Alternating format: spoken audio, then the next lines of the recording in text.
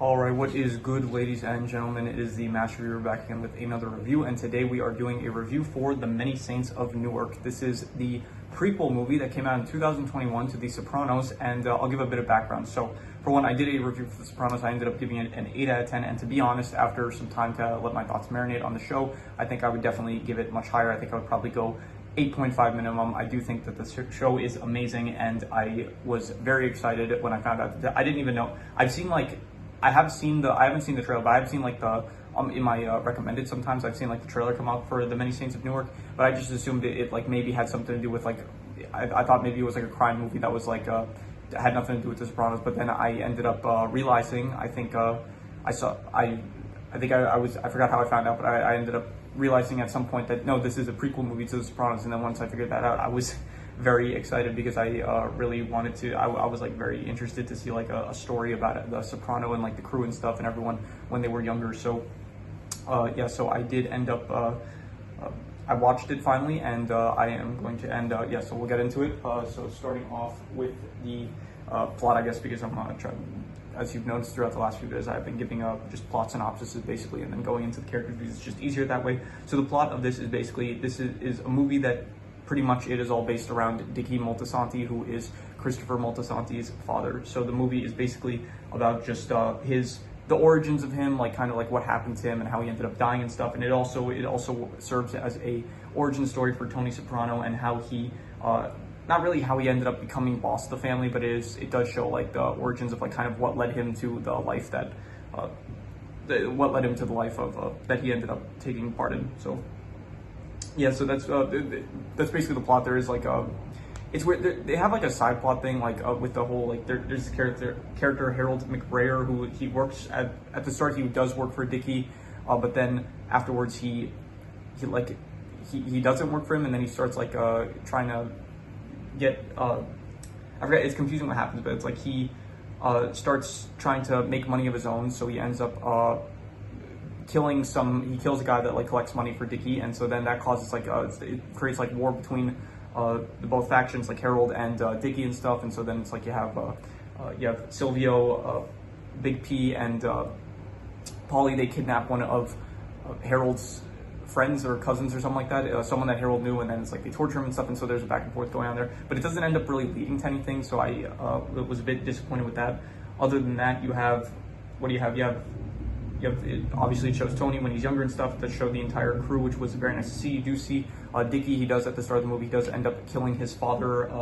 I think he had the same name. It was like Hollywood Dick Moltisanti, and so he does end up killing him. And then through that, he ends up reconnecting with his Uncle Sal, played by Ray Liotta, who is a great actor. Loved him in Goodfellas, and I liked his performance in this one as well. And I'm pretty sure his name was Sal. I'm almost certain of it. I'm just looking through here, and I cannot find exactly the characters. But it is, yeah, I'm pretty sure it's Sal, so I'm not going to bother fact checking that. So anyway, so yeah, the plot, I'm going to give the plot / like crime aspects and stuff, all that. I'm going to give it I'll go with a 6 out of 10. I'll say it is above average. And yeah, I'm going to give it a 6 out of 10. In terms of the characters, let me first of all just say that they got the casting on point with this film, like every single character, except for one. I do think Jon Bernthal as Johnny Soprano, I think he doesn't look like him really from the original series, so I do think that he plays the role very well, and he is a good actor, Jon Bernthal, and so him in the character, it feels good. However, he just doesn't look like him compared to every other casting, which I think they got absolutely spot on for everyone. Junior actor Corey Stoll, just like great casting. Silvio, the props to the actor that plays Silvio, because he got like all the mannerisms that Silvio has, like his speech patterns and stuff. Paulie, also the actor that plays Paulie, Big P, he's very much, he looks exactly like they look like the characters, and they manage to like get the accents down and stuff. You have also Michael Gandolfini, who is James Gandolfini's son. He plays Tony Soprano, which is pretty good. You have Artie in this, and I was kind of hoping you did see a bit more of Artie. Like I like fan service, so I was hoping there was going to be like a lot of fan service, which evidently there is a lot of fan service. You see like Artie, you see Jackie you see Carmela a bit, like you do see these characters and stuff. They even mention like Tony Blundetto, they mention Hesh, I was wondering if they were going to mention like Carmine Lupertazzi, because he was pretty big in the Sopranos. I thought they were going to maybe also mention like Johnny Sack or something, or maybe some of those characters from New York, but they didn't, which is fine. But yeah. So in terms of the characters, I'm going to give the characters I'll go with a. Honestly, I'm gonna be generous with this, and I'm gonna say 8 out of 10. I think that they were great. I really thought that they were just wonderful.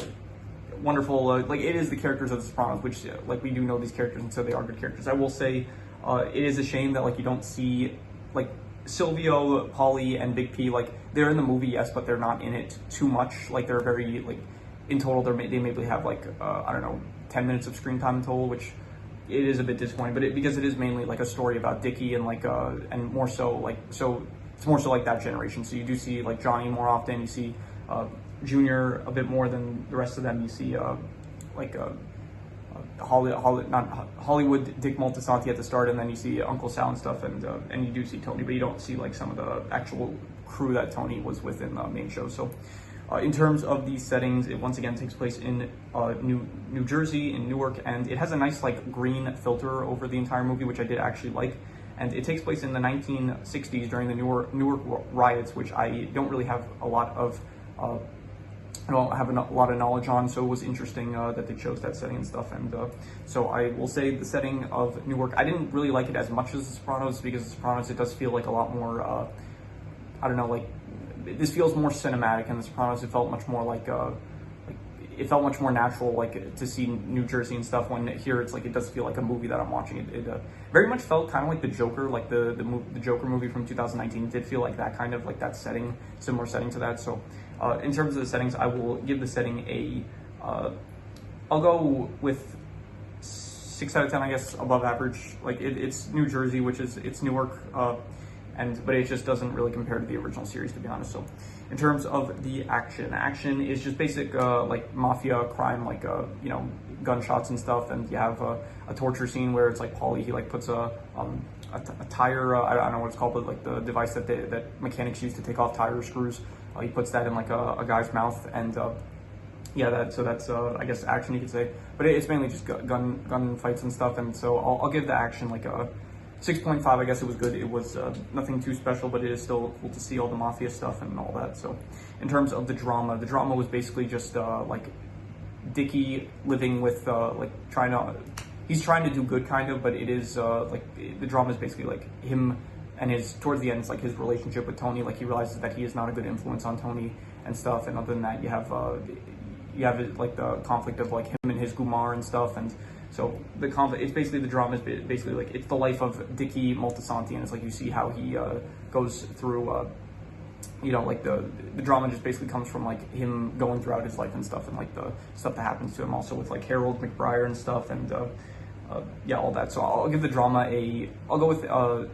7 out of 10, honestly. It was pretty good drama, I'd say. I think that it was definitely interesting, and I was invested throughout the entire movie. I'd say it did feel like it was a 2-hour movie. This is like it earned the runtime, and honestly, I think they could have gone for more than that. Honestly, if they wanted like an extra like 15, even half an hour, like you go like this is like a movie that deserves like 2 hours and 30 minutes, not like, I don't know, 2001: A Space Odyssey or something like that. So yeah, this movie absolutely, like, if it wanted a longer runtime, I think they should have absolutely taken the opportunity. So in terms of the worst part, I'll say the worst part is just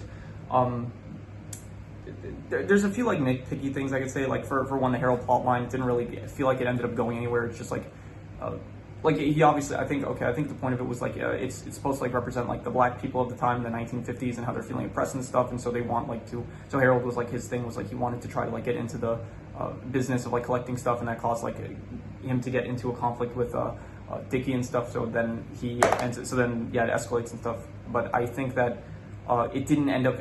I thought he was going to be the one to end up killing Dickie, but it ends up being Junior hires someone to kill Dickie. So, and that's another thing. I feel like that was a bit petty of Junior. Like, he does just end up killing it. He gets someone to kill Dickie because he was upset at Dickie for laughing at a joke. Not a joke. Like, Junior, he ends up slipping in the rain. Good callback, by the way, to the Sopranos, where he does end up falling downstairs. So he slips, and then he gets like really hurt, and then Dickie laughs at him, and so because of that, like, he was extremely upset. And after a month where the pain did not go away, he's like still upset, so he ends up hiring someone to end up kill Dickie. So yeah, it did feel a bit petty and stuff. So there's stuff like that. So I think the worst thing is probably, and there's also like the underutilization of like certain characters like Silvio and Polly and Big P and stuff. Like they're in the movie. They're just like, I wish we could have seen a bit more. Silvio, like towards the end, it's like he does talk with Dickie and stuff, which is nice. Carmela, you barely see. Jackie, also you don't really get to see, which I was hoping for a bit more. Artie, you don't really get any conversations. But I don't even think I don't think there's any point where Tony says like Artie's name at all. So Janice, you see a bit of her, but not really too much.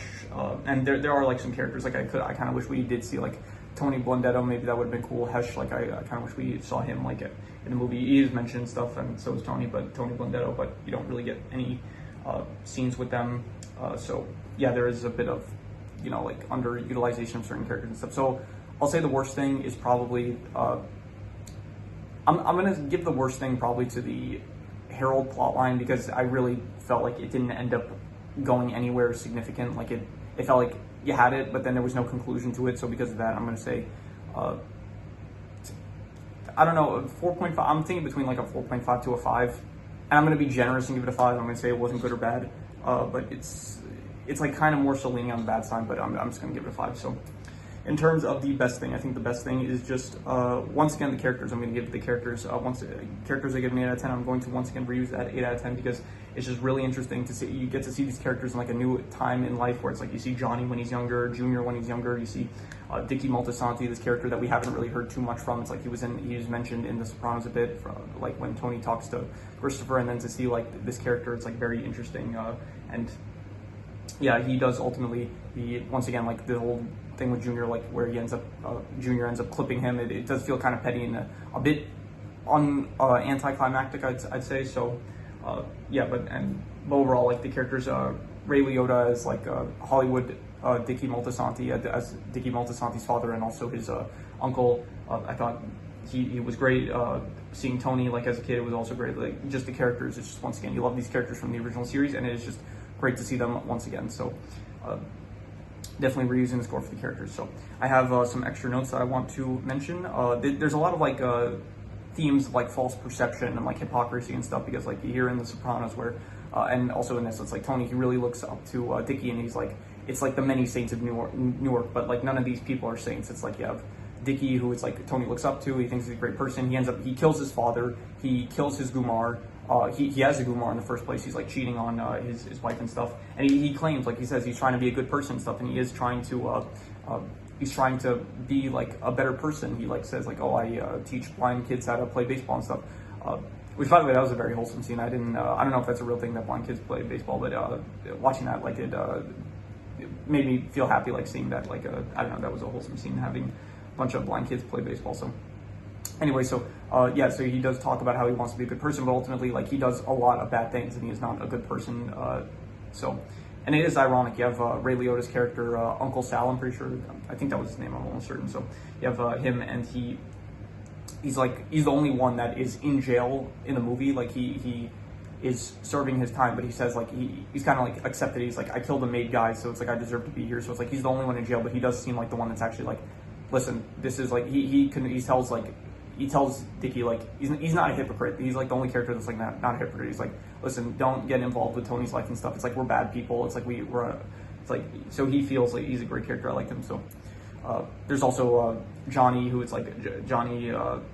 He was very much in the original series. Tony like very much looked up to him, and it's like a lot of people talked about Johnny. How he's like this great guy, and then you see him in this movie, and it's like he's not great. Like for when he's racist and stuff, he does end up shooting.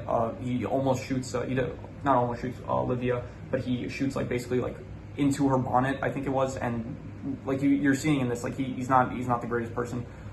He's like kind of like when he first sees Janice, it's like he does kind of insult her and stuff. So yeah, he's not a great person. So another false perception. There's also Junior, where it's like Junior, he's hypocritical with like Junior is also kind of like perceived, I guess, and it's more so in Sopranos, like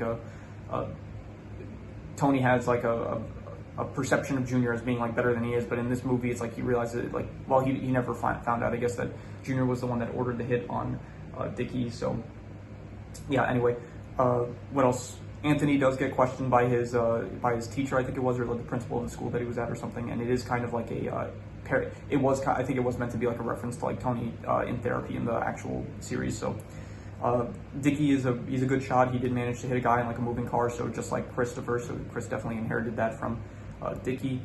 What else? I said Uncle Junior. He was kind of petty with like just Dickie laughed at him falling down some stairs, so he was like, yeah, I'm gonna clip him. So that was what else? I said the casting is once again great. Everyone is fantastic in the role, except for I think John Bernthal. Like I think he's good in the role. It's just I don't think he looks like the original Johnny character. So what else? Junior slipping. I said there that it's parallel to like how he slips in The Sopranos. I like that they mentioned Tony Blundetto and Hesh. Tony is watching something. I think at one point he's watching TV and he's watching a movie with. I'm pretty sure Humphrey Bogart was in it, by the way. So I'm mentioning that because I watched Casablanca not too long ago, so I just found out about like that him as an actor. So, but he is watching a movie with him in it, and I'm pretty sure the scene he's watching, they say like shoot you in the stomach or something like that, shoot you in the belly, which is another parallel to like The Sopranos. There's a lot of those, like a lot of references, which I do like. There's also like when Tony, they said like every time Tony like gets close to Chris starts crying and stuff. You do actually have Michael, I think his name is Michael Imperilio, something like that, the actor that originally played Chris. He narrates the film and stuff. And I think at the start of the film, it actually it shows like a shot of like going through a graveyard, and then you have narrations of different people that are dead, and then it gets to Chris, and it's like he starts talking, which I did actually, at first I didn't know what that was, but then I looking back, like I do actually like that. That was a cool choice to have. And then you do have him like narrate stuff, and like it was that was cool having him be the narrator. There wasn't too much narration, but the narration bits that he did were good. The green filter I said was good. There was some more hypocrisy was like with the police themselves. It's like in Newark, it's like you have at the start of the film, you have Dickie, he kills his father and then he puts him in a car and he's like driving to burn the body, and it's like he goes past like a police squad, like not police squad, that makes me think the Naked Gun, but he drives past like a bunch of police and like kind of army men and stuff. I think they were in a tank or something, so they drives past them and it's like they're so focused on like getting all like the rioters and the black people and stuff, like they're going after them, that they don't even notice that like this guy, just because he's white, it's like they just ignore him, because even if he has like a dead body next to him. So that's some more hypocrisy. I think they did a good job of like representing the Newark riots and like the situation at the time. Like I think it was they did a good job, at least with like with the racism bits, as in like it was the racism, I guess, was portrayed well. So yeah, those are all the extra notes I had, so I'm going to do the calculations. So King Crimson. All right, so it ends up coming out to a 6.5, which would be good, and I think I would probably give it between a 6.5 to a 7. I think it was between good and pretty good. It is, there was definitely some more potential here. It felt like it had some more potential, like with what they could have done with the characters and stuff, and maybe told a bit like a different plot or something. But I think what they gave us was, I liked it personally. I know a lot of people like this film had very mixed reception, but personally for me, I think it worked. I give it I think a 6.5 to a 7. I think it was between good and pretty good. So yeah, I would give that's what I would give it. So anyway, if you have any recommendations, any shows, movies, anime, video game stories, web series, anything that you want me to review, leave it in the comments and I will maybe possibly check it out. But with that said, that is pretty much all there is to it. So let's leave it at that.